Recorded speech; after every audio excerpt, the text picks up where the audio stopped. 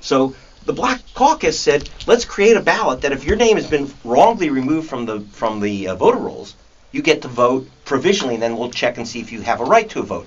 Well, they won the right to a provisional ballot, but not the right to have it counted. So last election, 2.1 million people were given provisional ballots. They were put in the shredder. You got to pretend you voted. You didn't. Don't take a provisional ballot now, guys. Please tell them you are entitled to a crossover Democratic ballot. If you're NPP, obviously if you're a Democrat, you just get that Democratic ballot. This is serious because, and it changes the election.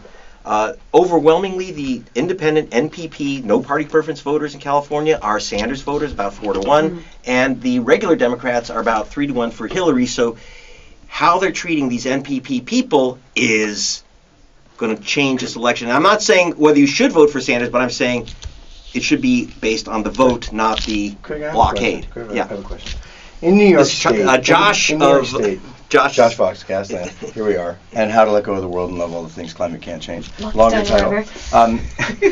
Greg, in New York, when I remember the night of the New York primary, when we had worked so hard, we saw exit polls coming in 48-52 Hillary Bernie. Now, 4 percentage points separated the candidates.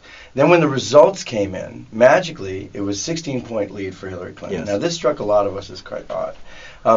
Is there possible that so many people voted provisionally? Well, over 127,000 in Brooklyn. How many provisional ballots were actually out there that they thought they had voted, and that would have brought the result much closer? Is this something that people are looking into? Well, I did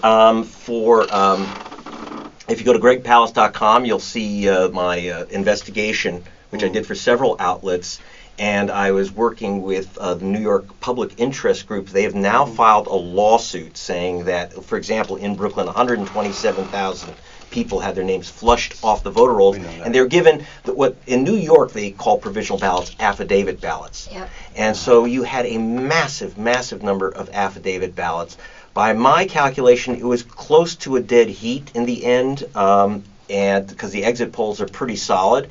But if you take out those provisional ballots, what they call affidavit ballots in New York, so this game has been going on. And I want to warn the Democratic Party, if you think it's cute, it ain't, because this is a game that's been used by the GOP against voters of color for now 16 years. And so be careful, all of you, about the provisional ballots. Don't accept them. This is a game that they play, giving people of color what we call placebo ballots.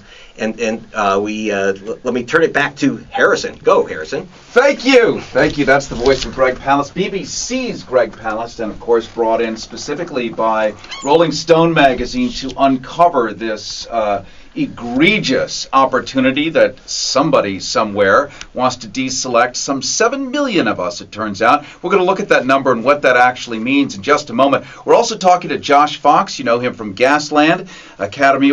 Hell, you've got an HBO feature coming up in just a couple of weeks. We're going to look at that. And Shailene Woodley, we know you from Divergent, we know you from Insurgent, and we know you as a millennial standing up on behalf of millions of people whom you will never even meet.